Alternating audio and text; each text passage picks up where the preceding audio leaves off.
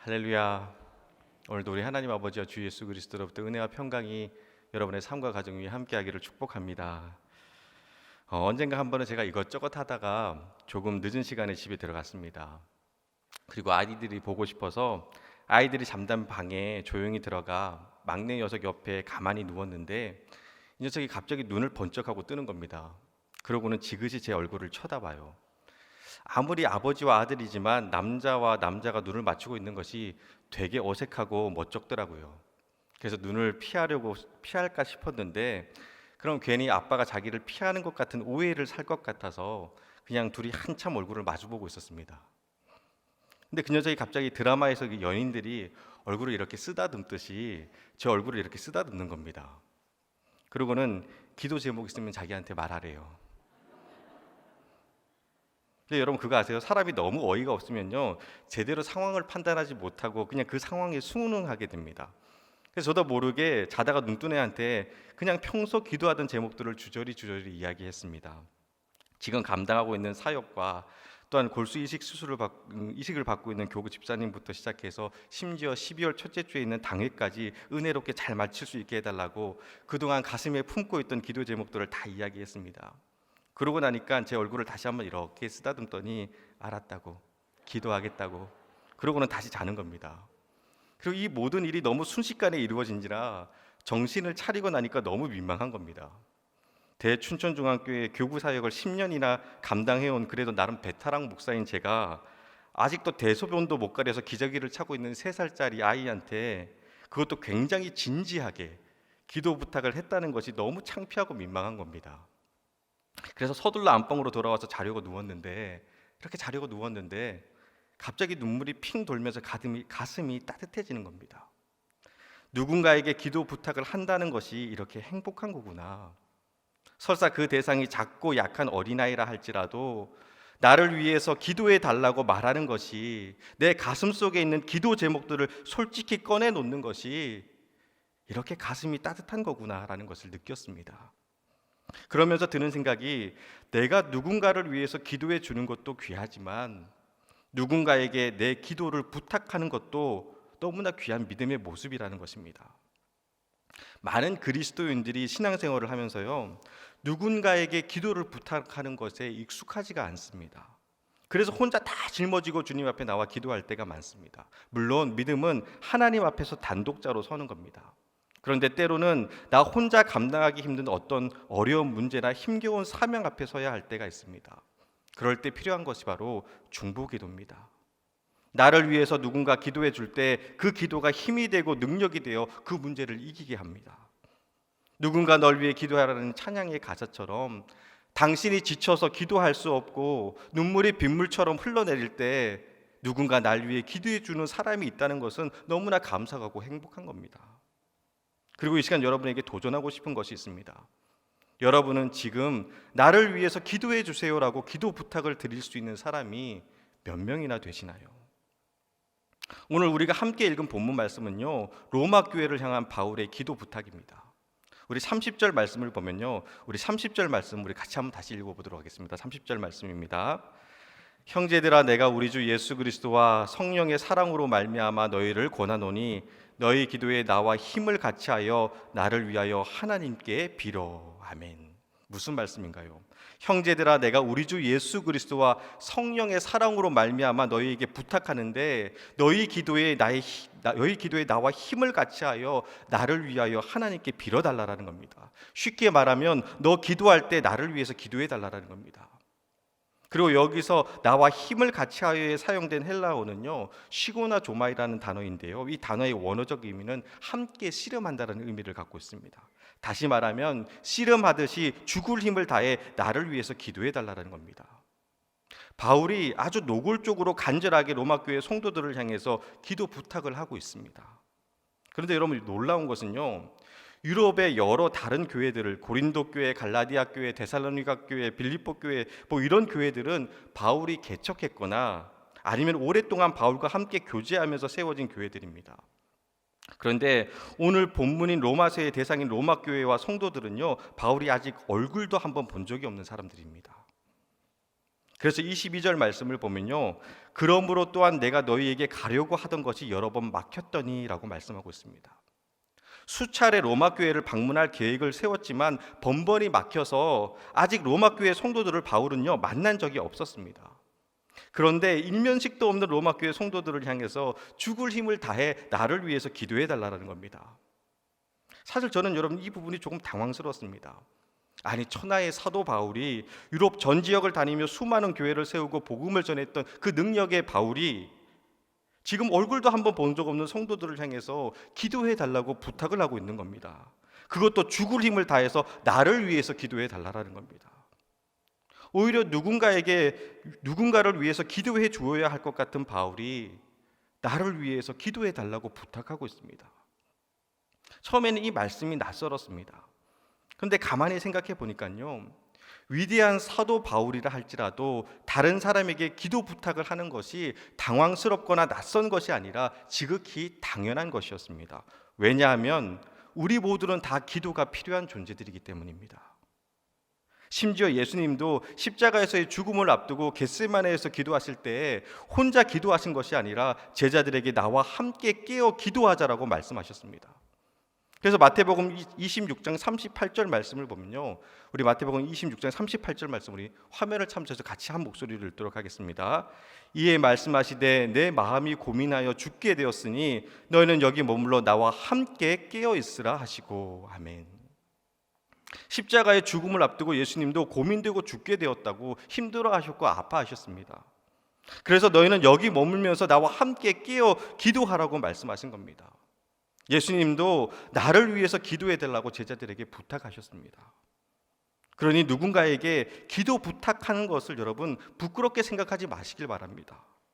예수님도 같이 기도해 달라고 말씀하셨습니다. 그리고 만약 누군가에게 나를 위해서 기도해 주세요라고 기도 부탁을 받으셨다면 여러분 감사하세요. 아무에게나 기도 부탁을 하는 게 아닙니다. 언젠가 한 번은 제가 꿈을 꿨는데요, 꿈속에서 베드로와 안드레, 야고보와 같이 예수님을 따라 겟세마네 동산에 올라갔습니다. 실제로 못 가봤는데 꿈속에서 가봤습니다. 제가. 여러분, 목사님들은 꿈을 꿔도 이런 성경적인 꿈을 꿉니다.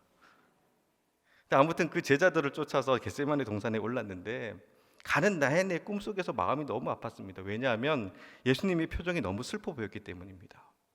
그렇게 한적한 곳에 오른 후에 조금 떨어진 곳에서 아버지여 이 잔을 내게서 지나가게 하옵소서, 그러나 나의 원대로 하지 마옵시고 아버지의 뜻대로 하옵소서라는 예수님의 기도 소리가 들리는데 마음이 찢어지는 겁니다. 꿈속에서. 그리고 잠시 후에 땀방울이 핏방울이 되도록 온몸이 땀과 눈물로 젖힌 예수님이 오셔서 나와 함께 기도하자라고 말씀하시는데 그 순간 꿈인데요, 예수님의 그 말씀 앞에서 펑펑 울었던 기억이 납니다. 얼마나 울었는지 꿈에서 깨어났는데도 베갯잎이 흥건히 젖을 정도로 목 놓아 울었던 것 같아요. 이유는 먼저 십자가 앞에서 죽기까지 순종을 결단하며 땀방울이 핏방울이 되도록 핏물이 되도록 기도하시는 예수님의 모습이 너무 마음이 아파서 울었고요.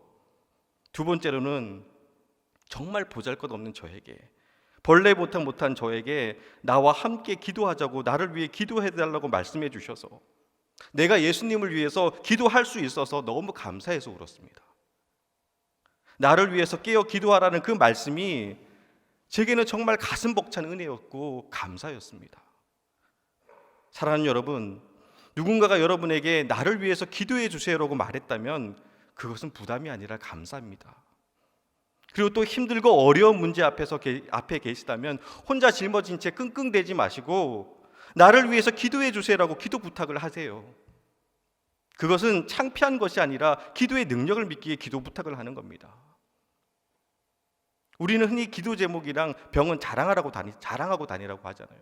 그럼 처음 들어보셨나요? 병을 자랑하면 좋은 치료 방법을 알게 되듯이 기도 제목을 자랑하다 보면요, 그 기도 제목을 들은 사람이 한 번이라도 더 기도하게 된다는 겁니다. 그러니 이제부터는 주저하거나 망설이지 마시고 누군가에게 기도 부탁을 하세요. 그리고 또 다른 누군가에게 기도 부탁을 받으셨다면 감사로 받으시고 그분을 위해 기도해 주세요. 그럼 이런 질문을 던질 수도 있을 겁니다. 목사님, 기도 부탁은 누구에게 하는 겁니까?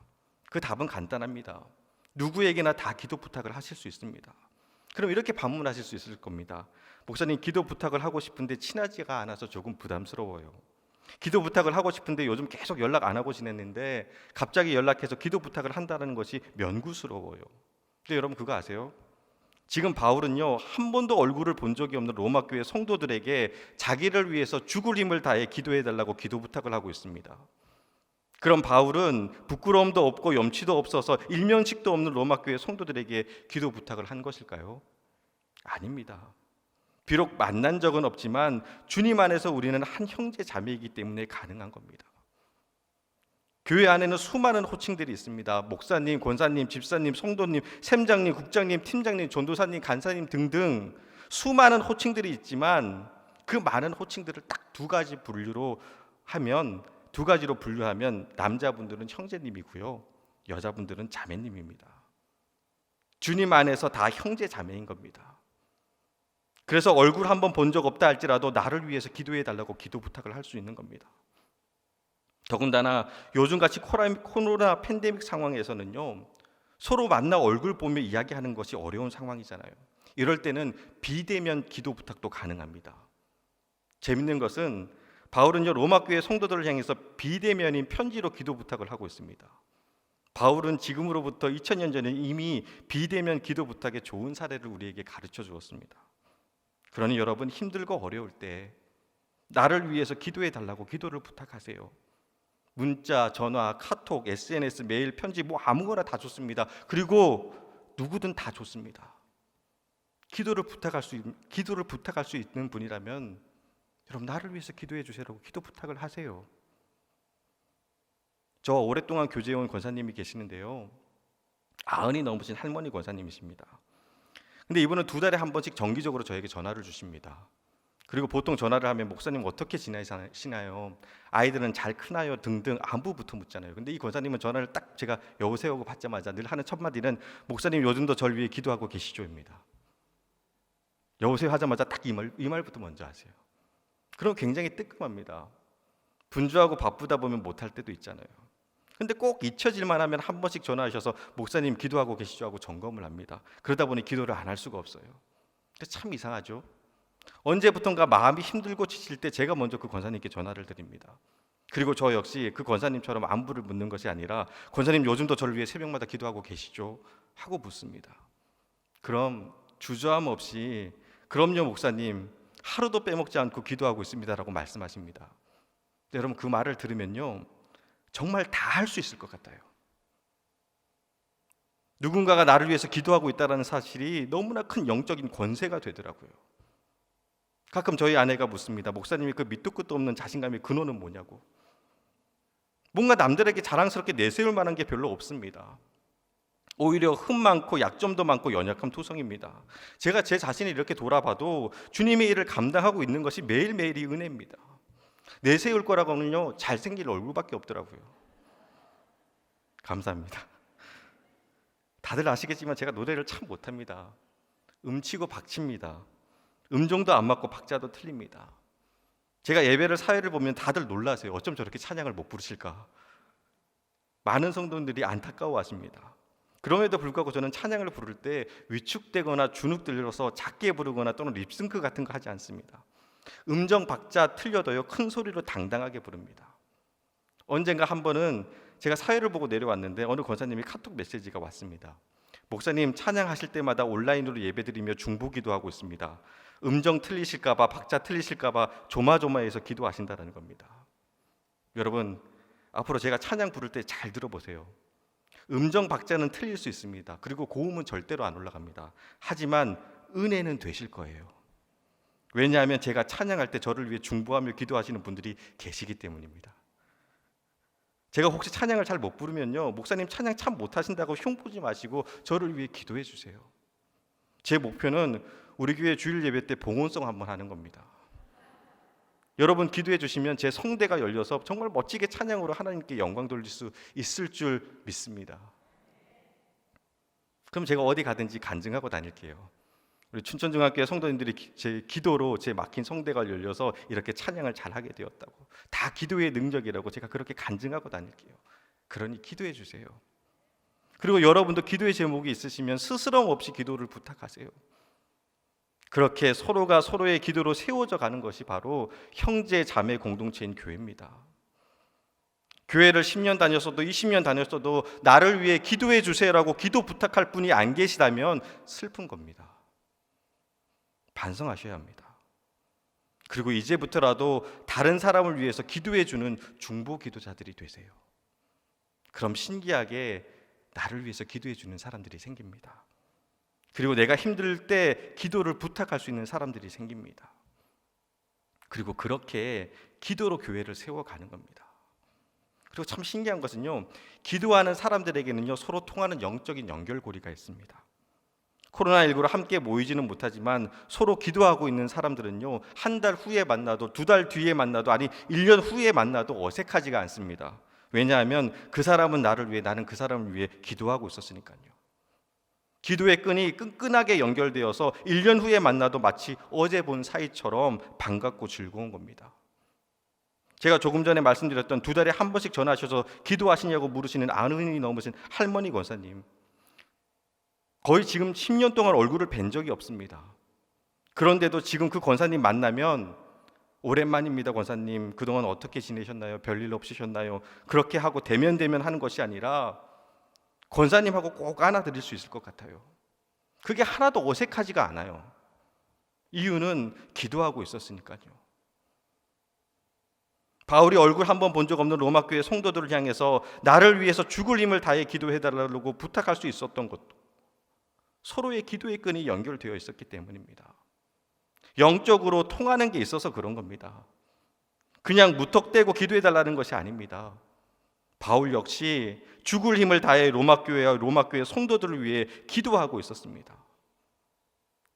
로마서 1장 9절 말씀을 보면요, 우리 같이 한 목소리를 읽어보도록 하겠습니다. 로마서 1장 9절 말씀입니다. 우리 한 목소리를 읽겠습니다.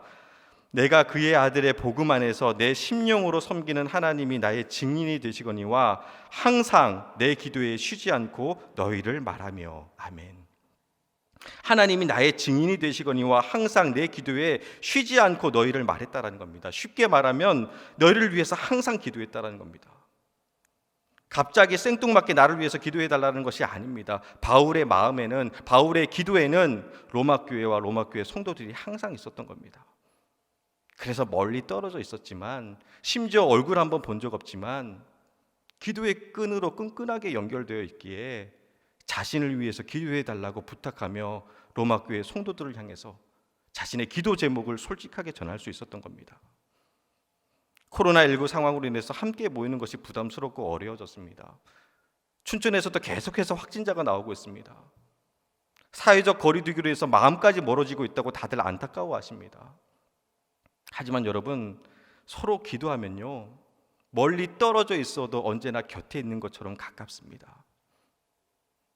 비록 지금은 사회적 거리두기로 떨어져 있지만 바라기는 기도를 통해서 영적인 거리만큼은 더욱더 친밀해지시기를 주님의 이름으로 축복합니다.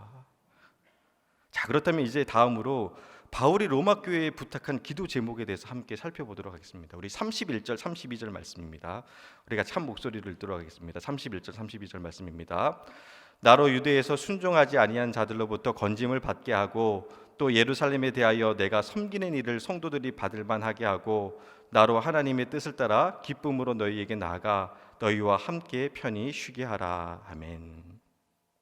저는 처음에 이 기도 제목을 보고 이것이 정말 바울의 기도 제목이 맞나 싶었습니다.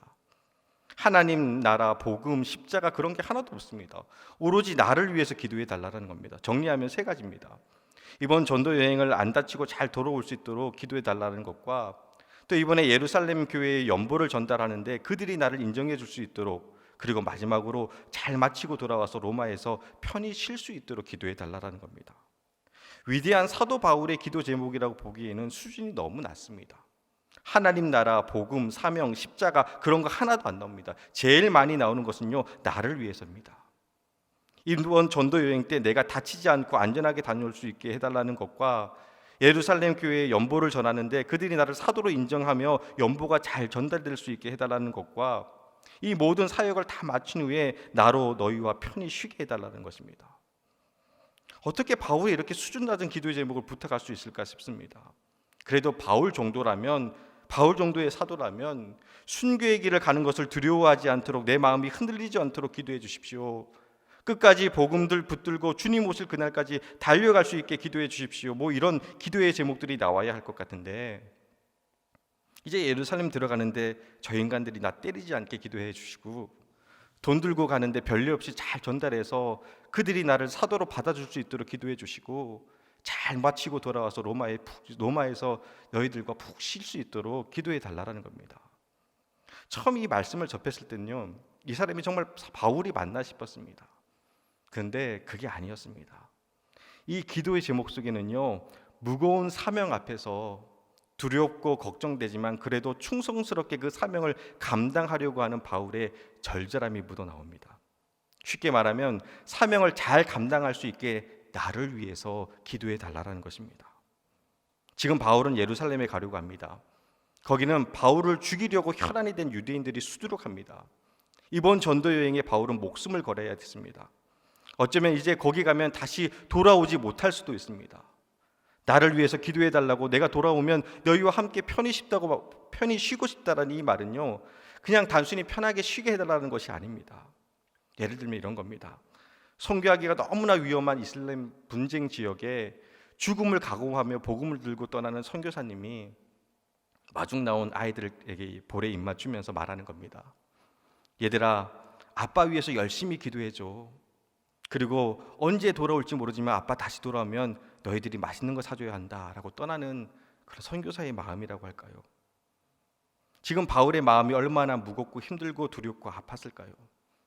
주님 주신 사명 때문에 예루살렘을 향해 가는데 어쩌면 그곳에서 죽을지도 모르는 그런 위험한 상황 속에서 바울도 무서웠던 겁니다. 하지만 그럼에도 불구하고 주님 주신 사명이기에 그 사지로 가겠다고 결단하며, 나 살아서 돌아오면 너희들과 함께하고 싶다라고 말하고 있는 겁니다. 그런 심정으로 바울은 로마 교회 성도들에게 기도를 부탁하고 있는 겁니다. 비록 한 번도 얼굴을 본 적이 없지만 바울은 자신의 기도 제목을 솔직하게 로마 교회 성도들을 향해 꺼내 놓았습니다. 체면 같은 거 차리지 않았습니다. 그리고 과정하거나 포장하지도 않았습니다. 있는 모습 그대로, 그리고 바라고 원하고 자신이 평소 기도하던 그대로 자신의 기도 제목을 진솔하게 로마 교회 성도들에게 꺼내 놓았습니다. 그리고 부탁합니다. 나를 위해서 기도해 달라고. 자, 그럼 이렇게 바울이 로마 교회 성도들에게 기도를 부탁했는데 그 기도 제목들이 응답 받았을까요? 결론부터 말씀드리면요, 다 응답 받았습니다. 그 결정적인 증거가 무엇이냐? 바울이 자신의 사명을 끝까지 감당했다는 겁니다. 수많은 죽을 위기 속에서도 건짐을 받았고 바울은 끝까지 자신에게 맡겨진 사명을 다 감당해냅니다. 그리고 그 내용이 사도행전 20장에서부터 23장에 고스란히 다 실려 있습니다. 그래서 저는요, 그 말씀을 읽을 때마다 그 뒤에서 바울을 위해 힘을 다해 기도했던 로마 교회 성도들의 그 기도가 생각이 납니다. 감옥 생활과 그 수많은 고난 속에서도 바울이 자신의 사명을 감당할 수 있었던 것은 죽을 힘을 다해 기도한 로마 교회 성도들의 기도가 있었기 때문입니다. 생명 걸고 기도한 기도의 중보자들이 있었다라는 겁니다. 그리고 참 인상적인 것은 로마서의 마지막은요, 이 바울의 기도 부탁으로 끝이 난다라는 겁니다. 우리가 함께 읽은 말씀인 이 로마서는요, 지적이고 철학적인 로마 교회 성도들에게 쓴 바울의 편지입니다. 신학적이고 교리적이고 마지막에는 실천까지 넣었습니다. 성경 중에 성경, 복음 중에 복음이라 불릴 정도로 그 신학적 가치를 인정받는 책이 바로 로마서입니다. 그래서 칼뱅은 로마서를 성경 이해의 출입문이요 가장 심오한 보물창고라고 했고요. 또한 루터, 어거스틴, 심지어 우리 감리교회 창시자인 존 웨슬리 목사님까지 이 로마서를 읽다가 회심을 경험했습니다. 정말 성경의 보석이라고 불리는 그렇게 신학적이고 체계적이고 교리적인 책이 바로 로마서입니다. 그런데 바울은요, 로마서 16장에서 마지막 문안 인사라는 것을 제외하면 실제적으로 오늘 말씀인 로마서 15장에서 나를 위해서 기도해 달라는 말로 이 로마서를 마칩니다. 이것이 무엇을 의미하는 것일까요? 교리도 중요하고 신학적 이론도 중요합니다. 하지만 죽을 힘을 다해 나를 위해서 기도해 줄 사람이 필요하다는 겁니다. 내가 얼마나 신학적 지식이 있느냐보다, 내가 얼마나 교리를 잘 알고 그것을 지키며 살아가느냐보다 정말 중요한 것은 나를 위해서 하나님께 함께 빌어줄 사람이 있느냐라는 것입니다.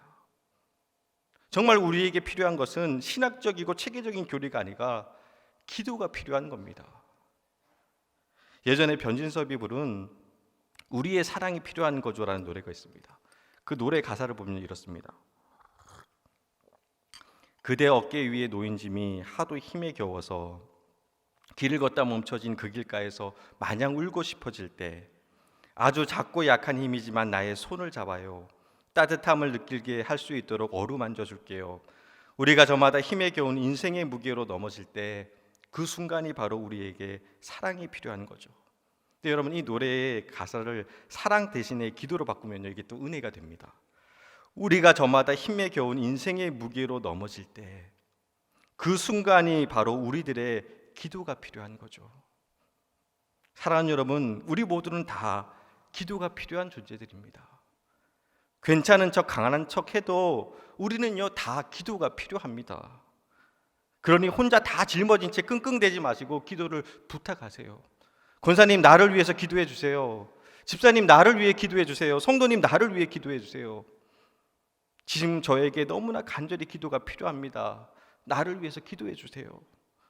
커다란 문제 앞에서, 또 어려운 고난 앞에서 인생의 무게로 넘어질 때 그 순간이 바로 우리에게 기도가 필요한 겁니다. 마지막으로 제가 이 이야기 해드리고 오늘 말씀을 마치도록 하겠습니다.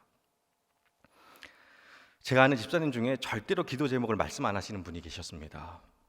집사님, 기도 제목이 무엇인가라고 물으면요, 그냥 목사님 다 잘 되는 거예요. 에이, 그런 거 말고 구체적으로 정말 원하시고 바라시는 것 있으면 말씀해 주세요. 같이 기도할게요 라고 말씀드려도 저는 괜찮아요, 기도 제목 없어요 하고 넘기셨습니다. 근데 사실 그 집사님의 기도 제목을 모르는 사람이 없었습니다. 그것은 바로 아이를 갖는 것이었습니다. 어렵게 임신했지만 번번이 유산되었고 이제 3번째 임신을 했지만 그마저도 고위험 임산부로 분류돼서 집중치료실에 입원 중이었습니다. 누가 봐도 너무나 확실한 기도 제목이 있으시면서도 어느 누구에도 기도해달라고 부탁하지 않으셨습니다. 그러던 어느 날 갑자기 목사님, 저 좀 신방해 주세요라는 요청이 왔습니다. 그래서 당연히 병원인 줄 알고 병원으로 가려고 하는데 집이라는 겁니다. 이상함을 느꼈지만 속단하지 말자고 같이 신방을 가시는 분들께 주의를 준 후에 집사님 댁에 방문을 했습니다. 평소 그 집사님의 성향을 아는지라 다들 모른 척하고 있었지만 예배를 드리는 내내 조용히 흐느끼는 집사님의 울음소리에 대략 이 상황이 어떤 상황인지 짐작할 수 있었습니다. 뱃속에 아이가 잘못된 겁니다. 하지만 그 집사님이 먼저 말을 꺼내기 전까지는요, 어느 누구도 먼저 묻지 못했습니다. 저 역시도 아무렇지 않게 평상시대로 말씀을 전했고 말씀 후에 자연스럽게 물었습니다. 집사님, 기도 제목 있으시면 말씀해 주세요. 함께 기도할게요. 근데 그 말에 순간 정적이 흐르면서 다들 긴장하시는 겁니다. 이유는 이 집사님이 아이를 유산한 것에 대해서 이야기하실지 아니면 또 괜찮다고, 기도 제목이 없다고 그냥 넘기실지 다들 마음 졸이면서 지켜보고 있었던 겁니다. 그리고 그 정적을 깨며 집사님이 말을 꺼냈습니다. 목사님, 아이를 또 잃었습니다. 그래서 하나님이 원망스럽습니다. 그냥 계속 눈물만 납니다. 이러다가 하나님을 떠날 것 같아서 그게 무서워서 연락드렸습니다. 좋으신 하나님을 계속해서 고백할 수 있도록 저를 위해 기도해 주세요. 다음에 기도 부탁을 하시는데 숨죽이며 지켜보던, 같이 오던 그 권사님 집사님들이 그제서야 안도를 하면서 막 울기 시작하는 겁니다. 정작 당사자보다 옆에 있는 권사님들이 더 펑펑펑펑 되면서 울고 있어요. 집사님 고마워, 말해줘서 고마워, 내가 기도할게, 꼭 기도할게, 집사님 고마워, 너무너무 고마워. 그리고 참 우리 하나님 정말 좋으신 하나님인 게 우리의 기도에 응답하셨습니다. 그 집사님 지금 3자녀의 엄마가 되었고요, 올해 첫째가 초등학교 들어갔는데 그 아이의 이름이 여러분 기쁨입니다. 이 기쁨이란 이름의 의미는요, 그냥 좋다, 즐겁다라는 것이 아니라 기도하는 사람만이 아는 기쁨이란 뜻입니다. 코로나19로 어렵고 힘든 시간을 보내고 있지만 오히려 이 시간이 우리에게 기쁨의 시간이 되기를 원합니다. 상황과 환경은 우리를 아프게 하고 눈물나게 하지만 그래도 그 힘든 상황 속에서도 기도하는 사람만이 알고 누릴 수 있는 기쁨이 있습니다. 힘드신가요? 나를 위해서 기도해 주세요라고 기도 부탁을 하세요. 또 누군가 여러분에게 나를 위해서 기도해 주세요라고 기도 부탁을 하시면 꼭 말씀하세요. 나에게 기도를 부탁해 줘서 고맙다고. 그렇게 기도로 세워져가는 믿음의 성도, 그리고 우리 춘천중앙교회가 되기를 소원합니다. 자, 이제 마지막으로 여러분 이렇게 한번 주위를 이렇게 둘러보세요. 옆 사람 이렇게 보시고 뒷사람 보시고 앞 사람 쭉 한번 보세요.